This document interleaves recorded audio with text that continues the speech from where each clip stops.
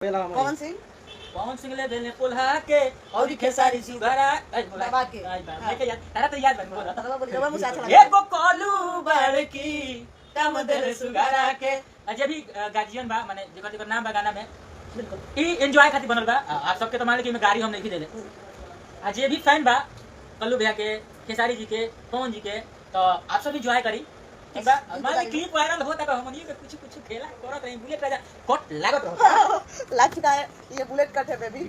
हम चाहें कि हमारे जितना भी ये जुड़ल वाले लोग सब केहू के प्रणाम करत नहीं एक रील बनाई जा तमाम गाना आई बा। बिल्कुल बिल्कुल गाना सुनाई। हां गाना सुना देते हैं सबके। सुनाई। अरे कि पवन सिंह ले देले पुल्हा के और खेसारी जी दबा के एगो कोलू बड़की कम देले सुघरा के।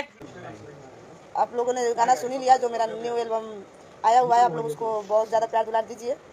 केहू दिल बना ली एंजॉय करे होली है बुरा ना मानो होली है। एक बात बता दूं आप लोग को इनका गाना ट्रेंडिंग में आ चुका है। पवन सिंह ले देले पुल्हा के और खेसारी सुघरा दबा के। लेके यार तारा तो याद बन बोला रवा मुझे अच्छा लगा। एगो कोलू बड़की कम देले सुघरा के।